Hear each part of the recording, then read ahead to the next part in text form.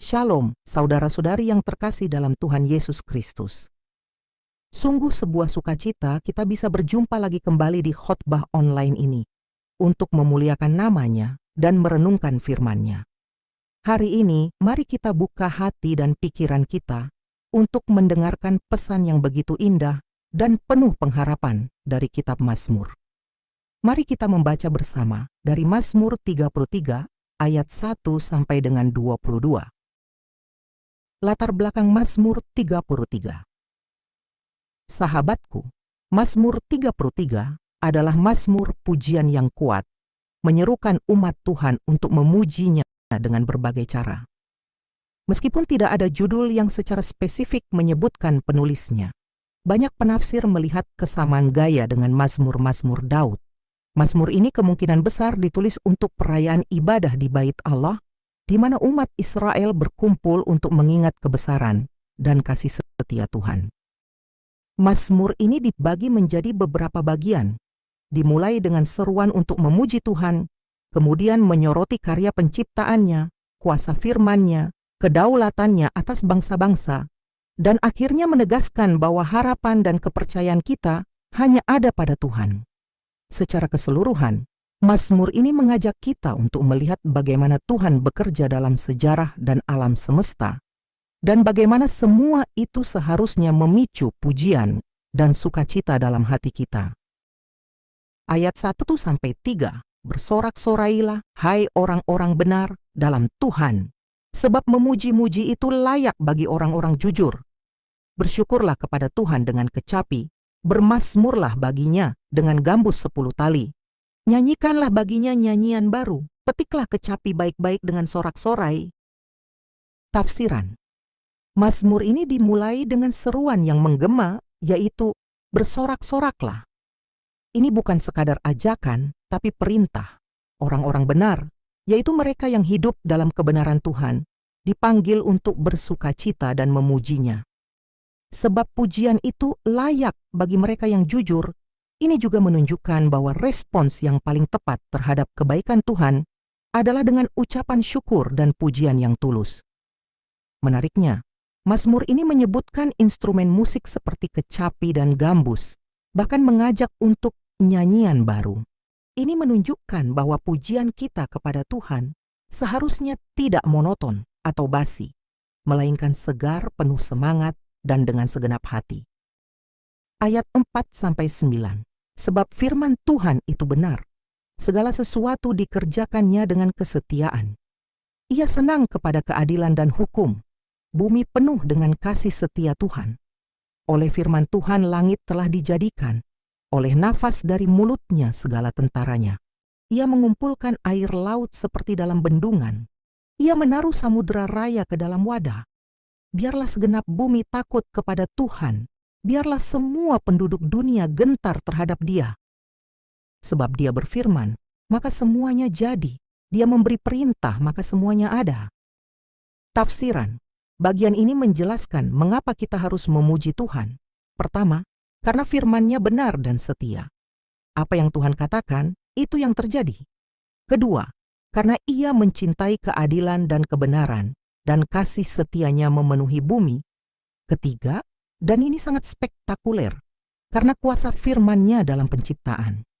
Langit, segala isinya, dan bahkan lautan, semuanya diciptakan dan diatur oleh firman-Nya. Kata berfirman, maka semuanya jadi. Ia memberi perintah, maka semuanya ada, menunjukkan kuasa mutlak Tuhan. Di hadapan kuasa sebesar ini, tanggapan yang paling tepat adalah rasa hormat dan gentar.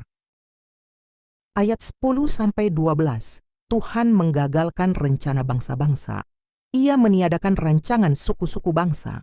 Tetapi rencana Tuhan tetap selama-lamanya, rancangan hati-Nya turun-temurun.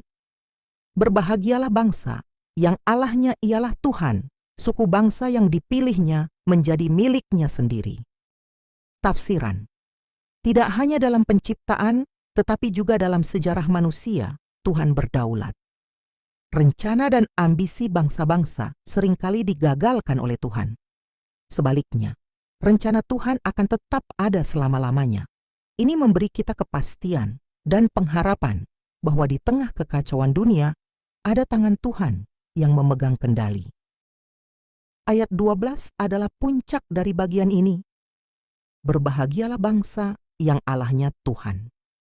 Artinya, kebahagiaan sejati dan berkat terbesar datang kepada mereka yang mengakui Tuhan sebagai Allah mereka dan menjadi umat pilihannya. Ayat 13-19, Tuhan memandang dari sorga, Ia melihat semua anak manusia. Dari tempat kediamannya, Ia menilik semua penduduk bumi. Dia yang membentuk hati mereka sekalian, yang memperhatikan segala pekerjaan mereka. Seorang raja tidak akan selamat oleh besarnya kuasa. Seorang pahlawan tidak akan tertolong oleh besarnya kekuatan. Kuda adalah harapan sia-sia untuk mencapai kemenangan, yang sekalipun besar ketangkasannya tidak dapat memberi keluputan. Sesungguhnya, mata Tuhan tertuju kepada mereka yang takut akan Dia, kepada mereka yang berharap akan kasih setia-Nya, untuk melepaskan jiwa mereka daripada maut dan memelihara hidup mereka pada masa kelaparan. Tafsiran: Tuhan bukan hanya berdaulat secara umum, tetapi juga secara pribadi. Ia memandang dan menilik semua anak manusia.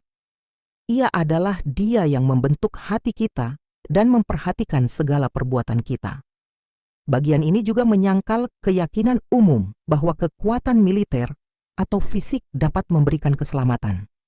Baik raja dengan tentara banyak maupun pahlawan dengan kekuatan besar atau kuda perang tidak dapat menyelamatkan.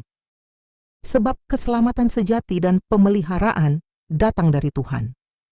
Mata Tuhan tertuju kepada mereka yang takut akan Dia dan berharap pada kasih setia-Nya. Ini adalah janji perlindungan dan pemeliharaan di masa sulit. Ayat 20-22.